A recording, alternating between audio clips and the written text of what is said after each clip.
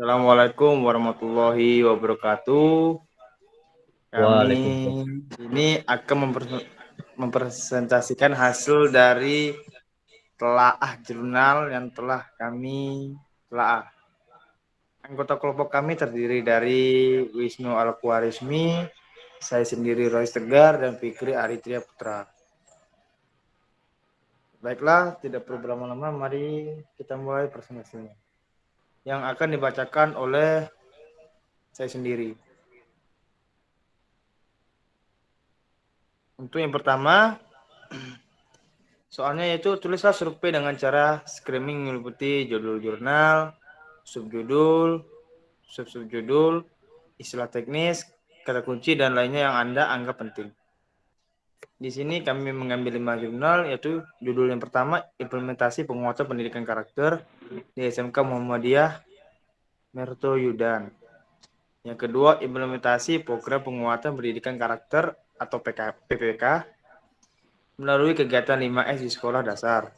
Yang ketiga, pelaksanaan program penguatan pendidikan karakter atau PPK berbasis kelas melalui manajemen kelas di sekolah dasar. Yang keempat, penguatan pendidikan karakter di Madrasah Ibtidaiyah Negeri 2 Tangerang Selatan. Yang terakhir yaitu analisis implementasi program penguatan pendidikan karakter PPK di SD Negeri Pekanbaru. Untuk subjudul terdiri dari pendahuluan, hasil dan pembahasan, metode penelitian, simpulan, dan daftar pustaka. Sedangkan untuk subjudul terdiri dari pelaksanaan program penguatan pendidikan karakter atau PKK berbasis kelas manajemen kelas di sekolah dasar. Kemudian kendala dalam pelaksanaan program PPK berbasis kelas melalui manajemen kelas di sekolah dasar. Yang terakhir, solusi dari kendala dalam pelaksanaan program PPK berbasis kelas melalui manajemen kelas di sekolah dasar. Untuk istilah teknisnya ini kami memilih pohon refleksi. Pada kata kunci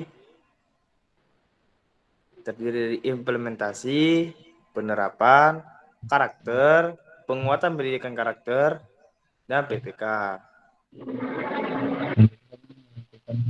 Nah, pada nomor 2, ini merupakan sebuah pertanyaan. Nah, pertanyaan yang kami rumuskan dari 5 jurnal tersebut yaitu 1. Bagaimana penerapan PPK yang baik saat pandemi saat ini di sekolah dasar? Yang kedua, apa kendala yang didapatkan dalam penerapan PPK di sekolah dasar? Yang ketiga, bagaimana solusi saat terjadi kendala dalam penerapan PPK di sekolah dasar? Baik, terima kasih Mas Royce. Adapun langkah kami selanjutnya yang kami lakukan setelah kami merumuskan sebuah pertanyaan, selanjutnya kami melakukan reading, yaitu membaca keseluruhan secara kritis, secara kreatif untuk bisa menjawab pertanyaan-pertanyaan dari apa yang telah kami rumuskan. Adapun jawaban-jawaban yang telah kami dapatkan yaitu yang pertama, penerapan PPK yang baik pada saat masa pandemi seperti ini bisa dilakukan dalam beberapa terobosan yang bisa dilakukan. Contohnya seperti pada kegiatan pembiasaan atau pembudayaan. Lalu ada contoh dari kegiatannya itu sendiri adalah seperti pembiasaan ketika ada kerabat atau teman yang sedang mengalami musibah. Lalu dari siswa dilatih untuk menjadi pribadi yang memiliki rasa empati yang tinggi, bisa berupa menjenguk ataupun memberikan bantuan melalui penggalangan dana dan lainnya. Lalu untuk permasalahan yang kedua, adapun jawaban yang kami temukan yaitu kendala kendala dalam penerapan PPK di sekolah dasar menurut kami ada dua yang menjadi hambatan yang nyata. Pertama ada dari faktor keluarga. Meskipun keluarga adalah pendidik awal bagi seorang anak, namun tidak semua keluarga itu bisa menerapkan dengan baik, terutama untuk pendidikan karakter. Masih banyak keluarga khususnya di Indonesia yang masih belum bisa menanamkan karakter pada anak-anaknya. Hal ini juga bisa disebabkan dari banyak hal, dari kurang siapnya usia pernikahan hingga sampai permasalahan yang lain.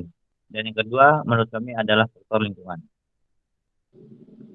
Lalu untuk menjawab permasalahan yang ketiga, yaitu solusi dari permasalahan tersebut adalah dengan memberikan sosialisasi kepada keluarga serta lingkungan sekitar untuk memperhatikan pendidikan karakter serta menumbuh kembangkan karakter di lingkungan masing-masing keluarga dan lingkungan masyarakat.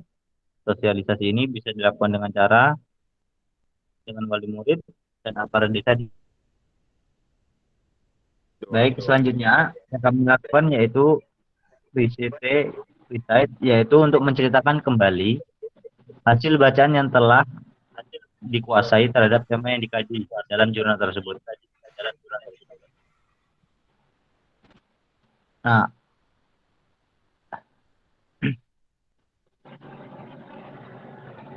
adapun jawaban yang telah kami kaji dari jurnal-jurnal ini adalah sekolah merupakan lembaga yang mempunyai tugas untuk menanamkan dan membentuk kepribadian siswa yang sedang mengampuh pendidikan di sekolah, terutama untuk jenjang sekolah dasar. Pembentukan kepribadian atau karakter ini dirasa cukup tepat dilakukan karena di jenjang sekolah dasar merupakan jenjang di mana anak masih membutuhkan dan mudah untuk diberikan arahan.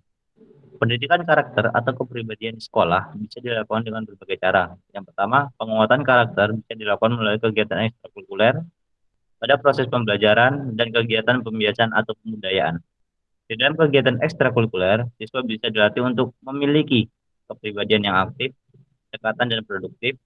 Di dalam proses pembelajaran, siswa juga bisa dilatih memiliki kepribadian yang bertanggung jawab, rajin dan tidak mudah menyerah.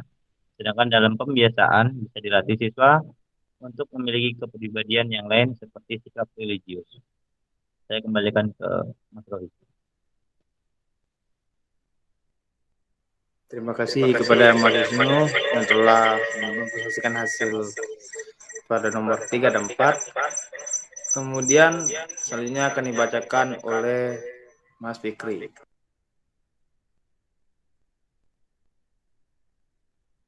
Oke, baik. Assalamualaikum warahmatullahi wabarakatuh.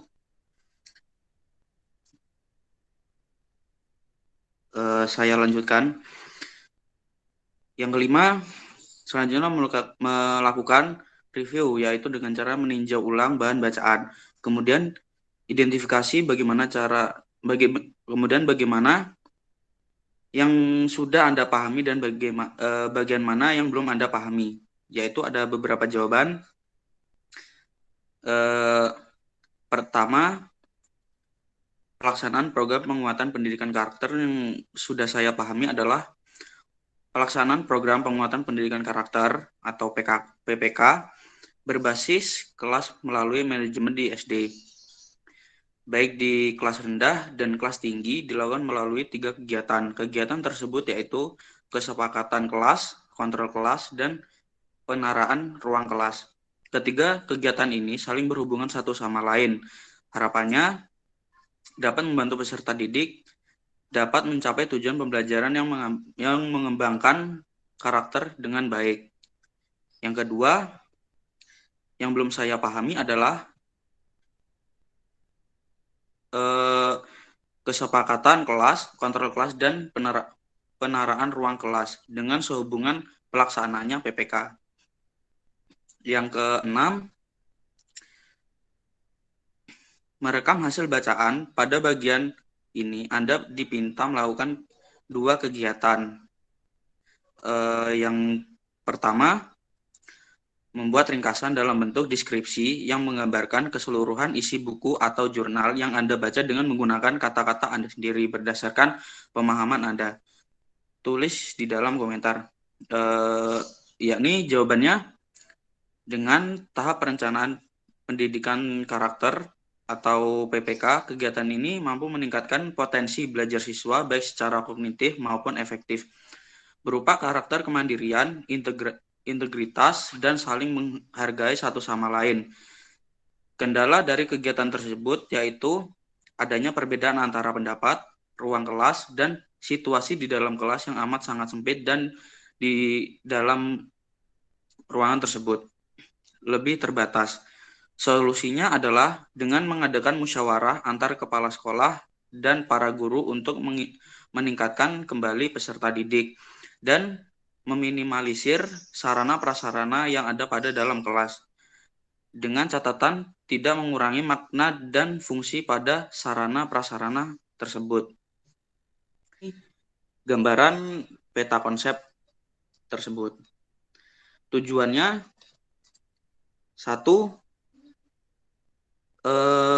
menanamkan nilai-nilai pembentukan karakter bangsa.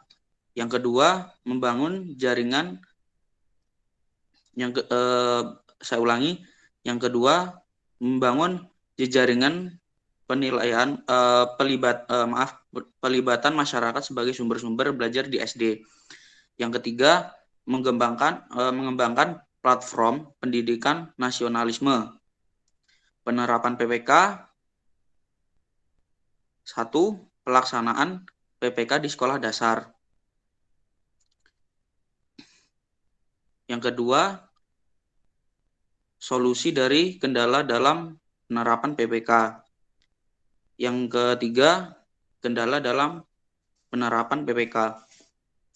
Pelaksanaan PPK di sekolah dasar. 1.